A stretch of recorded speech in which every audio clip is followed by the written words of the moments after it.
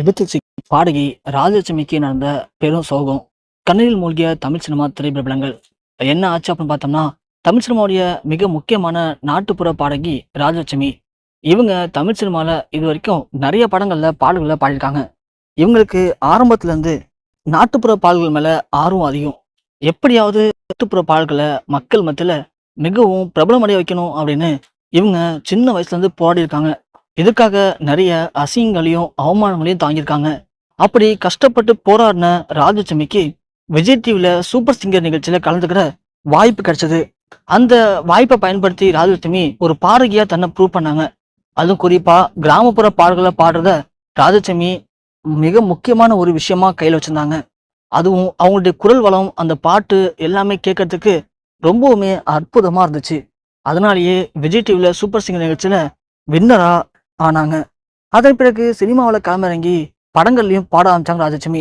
இப்படி அப்புறம் ராஜலட்சுமியுடைய கணவர் செந்தில் கணேசும் தமிழ் சினிமாவில் பாடல்கள் பாட ஆரம்பிச்சாரு. ரெண்டு பேரும் சேர்ந்து ஜோடியா நிறைய படங்கள்ல பாடல்கள் பாடினாங்க. அந்த பாடல்கள் எல்லாமே மக்கள் மத்தியில நல்லாவே பிரபலமும் ஆணுச்சு. அதனால ராஜலட்சுமிக்கு செந்தில் கணேசுக்கும் அவங்களுடைய வாழ்க்கையில அடுத்த கட்டத்துக்கு போறதுக்கு ஒரு வாய்ப்பை ஏற்படுத்தி கொடுத்துச்சு. ராஜலட்சுமி ஒரு படம் நடிச்சாங்க. இப்போ சீரியல்கள்ல நடிக்கிறதுக்கான வாய்ப்பு கிடைச்சு சீரியல்கள்ல நடிச்சிட்டு இருக்காங்க. செந்தில் கணேசும் அதே மாதிரி ஒரு பாடகரா இல்லாம அவரும் சினிமாவில் ஹீரோவா 2-3 படங்கள்ல நடிச்சிட்டும் இருக்காரு.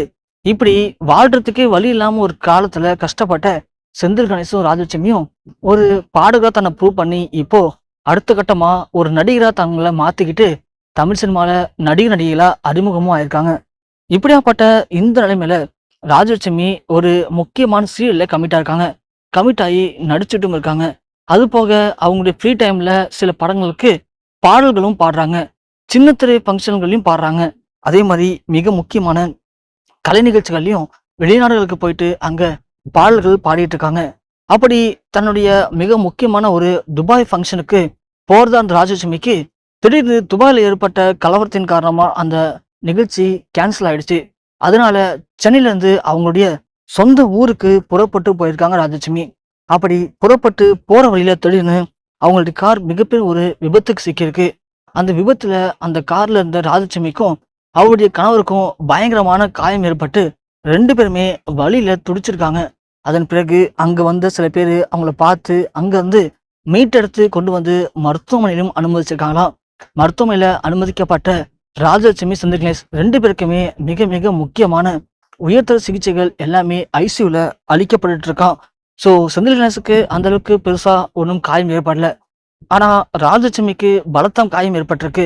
தலைப்பகுதியில் ஏற்பட்ட அந்த காயத்தின் காரணமா அவங்களுக்கு மூளையில பெரும் ஒரு பாதிப்பு ஏற்பட்டிருக்கான். ஸோ அவங்க உயிரை காப்பாற்றுவதே மிக மிக கடினம் தான் அப்படின்னு மருத்துவர்கள் கைவிச்சிருக்கதா மிக முக்கியமான தகவல்கள் இணையத்துல வெளியாகி பார்க்குற அனைவரையுமே கண் கலங்க வச்சிருக்கு.